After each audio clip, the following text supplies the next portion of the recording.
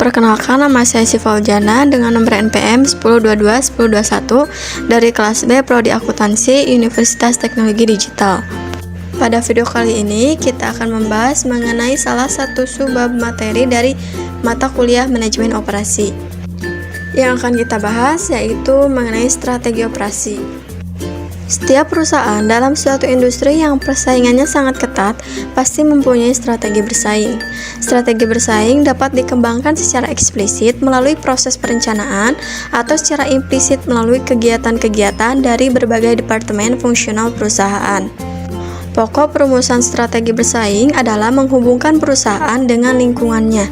Keadaan lingkungan akan mempengaruhi semua perusahaan yang ada dalam suatu industri, sehingga kunci keberhasilannya terletak pada kemampuan perusahaan menciptakan kekuatan yang berlainan di antara perusahaan-perusahaan dalam industri. Strategi operasi merupakan salah satu cara yang telah dikembangkan oleh perusahaan-perusahaan di Jepang dengan memanfaatkan operasi pabriknya atau manufacturing operation untuk berkompetisi di pasar internasional. Mereka dapat memproduksi serta mendesain barang-barang yang berkualitas lebih baik dan dengan harga yang lebih murah. Strategi operasi adalah rencana yang dikembangkan oleh tim manajemen suatu organisasi untuk mengalokasikan dana ke bisnis. Rencana ini dibangun setelah keseluruhan strategi bisnis telah dibuat. Dengan demikian, strategi operasi mendukung arah strategis perusahaan. Strategi operasional mengacu pada metode yang digunakan perusahaan untuk mencapai tujuan mereka. Dengan mengembangkan strategi ini, perusahaan dapat memeriksa dan menerapkan sistem yang efektif dan efisien untuk menggunakan sumber daya, personil, dan proses kerja. Strategi operasi juga merupakan visi fungsi operasi yang memberikan keseluruhan pengarahan atau dorongan bagi pengambilan keputusan agar searah dengan tujuan perusahaan. Strategi operasi terdiri dari misi, kemampuan khusus, tujuan, dan juga kebijakan. 3 input strategi operasi adalah strategi bisnis, analisis eksternal, dan analisis internal. Strategi dan keputusan tidak selalu sama, tergantung apakah perusahaan cenderung pada strategi low cost atau strategi differentiation. Timbulnya global corporation telah mengubah strategi operasi dengan harus melihat perspektif secara keseluruhan dunia, baik dalam hal fasilitas, lokasi, sumber daya, desain produk, teknologi proses, logistik, maupun organisasi. Selanjutnya, kita akan melihat seberapa penting strategi operasi dalam bisnis. Strategi ini melibatkan penyempurnaan dan penetapan strategi perusahaan dan pengembangan inisiatif strategis dan rencana operasional yang bertujuan untuk memungkinkan departemen dan setiap unit bisnis berhasil menerapkan strategi bisnis secara keseluruhan. Pekerjaan tersebut meliputi 1. Memberikan umpan balik kepada manajemen mengenai efektivitas keseluruhan strategi perusahaan dan bisnis. 2. Melakukan analisis operasional terperinci untuk mengidentifikasi setiap kelalaian atau masalah atau area peningkatan dalam strategi menyeluruh. 3. Mengembangkan rencana SMART, Specific, Measurable, Actionable, Realistic, dan Time-bound untuk memberikan hasil. Dan yang terakhir, menerapkan rencana aksi dan mengukur hasilnya terhadap tujuan yang telah ditetapkan dan indikator kinerja utama. Selanjutnya, ada strategi operasi inti yang harus ada di dalam perusahaan. Yang pertama yaitu strategi perusahaan dan interaksi lintas fungsional, yaitu strategi perusahaan menjadikan perusahaan sebagai suatu sistem dari bagian-bagian dan saling berhubungan. Sama seperti otot jantung bergantung pada fungsi otak dalam tubuh manusia, setiap departemen di perusahaan bergantung pada yang lain untuk tetap sehat dan mencapai hasil yang diinginkan.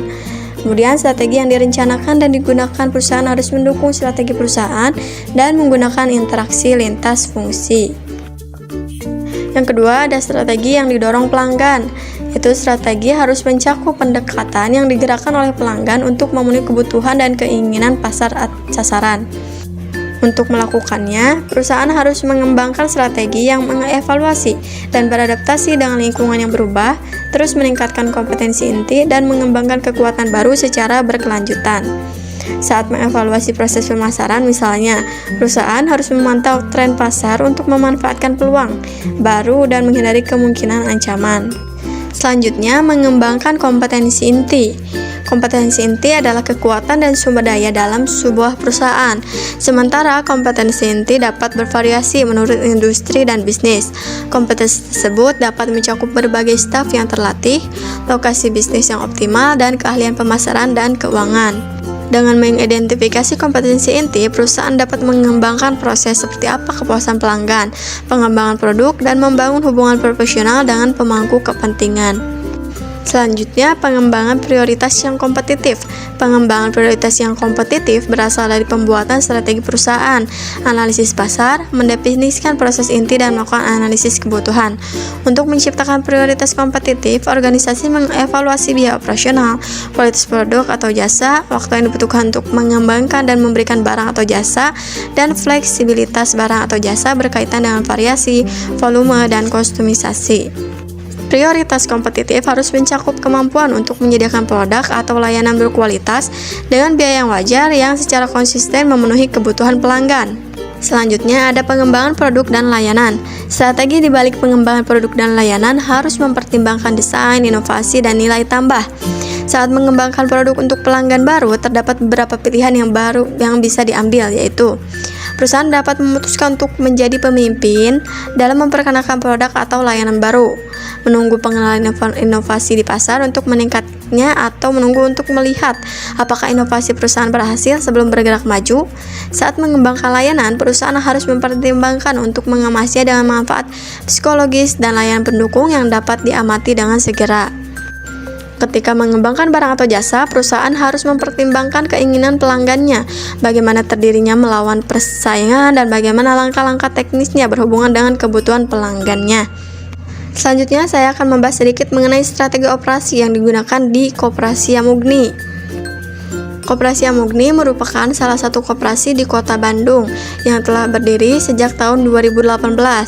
Koperasi ini merupakan jenis koperasi konsumen, yaitu koperasi yang melaksanakan kegiatan bagi anggota dalam rangka penyediaan barang atau jasa yang dibutuhkan anggota. Koperasi Yamugni kini telah berhasil memproduksi produk-produk toiletries seperti liquid pencuci piring, shower gel, body wash, dan produk toiletries lainnya dengan brand atau merek dagang Sheva.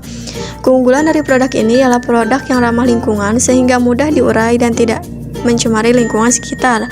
Produk ini awalnya hanya digunakan untuk para anggota koperasi saja, namun kini produknya sudah BPOM dan mulai dipasarkan ke kalangan umum. Lantas, strategi apa yang digunakan Koperasi Yamugni ini? Yang pertama yaitu membenahi kondisi internal koperasi. Jika sebuah koperasi telah berdiri dalam waktu yang cukup lama tanpa ada perkembangan, maka perlu suatu pembenahan. Pembenahan ini harus diawali dari dalam koperasi sendiri, seperti kondisi internal. Cek semua kondisi internal koperasi secara detail, baik masalah operasional maupun masalah manajerial. Jika terdapat sesuatu yang tidak sesuai, maka segera benahi masalah tersebut. Setelah masalah internal dibenahi, baru kemudian mengatasi masalah eksternal. Yang kedua ialah menambah kebijakan koperasi. Kebijakan koperasi pada umumnya menerapkan sistem pola penitipan, di mana modal yang didapat berasal dari dana titipan para anggotanya sebagai modal bersama. Pola penitipan modal ini hanya akan banyak membantu memperbesar koperasi jika anggotanya juga banyak. Untuk mengurangi ketergantungan pada sistem keanggotaan tersebut, maka koperasi bisa sedikit menambah kebijakan dengan memperluas perolehan modal melalui pendanaan atau investasi usaha. Selanjutnya ialah membuat promosi. Jika komponen internal dalam koperasi telah diperbaiki, namun belum menemukan hasil yang maksimal, maka membuat promosi untuk mengenalkan suatu produk atau jasa pada seseorang, sehingga orang tersebut berminat menggunakan produk atau jasa tersebut. Koperasi juga termasuk dalam usaha keuangan. Oleh karena itu, juga perlu mengenalkannya pada masyarakat, sehingga akan ada orang baru yang tertarik menjadi anggota maupun menjadi konsumen dari koperasi kita. Jika anggota bertambah secara otomatis, keuangan koperasi semakin banyak dan usaha semakin berkembang. Selanjutnya, merekrut pengelola yang kompeten. Untuk mengembangkan usaha koperasi bisa dimulai dengan mencari pengelola atau anggota yang kompeten. Pengelola yang memiliki ilmu dan pengalaman tentang koperasi akan lebih mudah mengurus koperasi dengan baik. Selain itu, anggota tersebut juga membantu anggota lain yang tidak begitu memahami koperasi, sehingga proses perjalanan koperasi bisa berjalan dengan lancar dan tentunya bisa semakin berkembang. Yang terakhir ialah tata kelola yang baik. Sebuah usaha bisa berjalan lancar atau tidak tergantung dari tata kelola perusahaan tersebut, termasuk juga koperasi. Koperasi ini bisa berjalan dengan lancar dan berkembang jika dikelola dengan baik. Pengelolaan tugas dari masing-masing anggota dan pengelolaan keuangan dalam koperasi harus jelas dan rapi. Semua hal yang berkaitan dengan koperasi harus diatur secara jelas dan ditaati oleh semua anggota. Walaupun ada suatu kejadian yang belum diatur sebelumnya, maka harus ada rapat musyawarah dan disetujui oleh semua anggota. Nah, itu dia sedikit pemaparan mengenai strategi operasi. Terima kasih telah menonton video ini sampai habis. Semoga video ini dapat bermanfaat.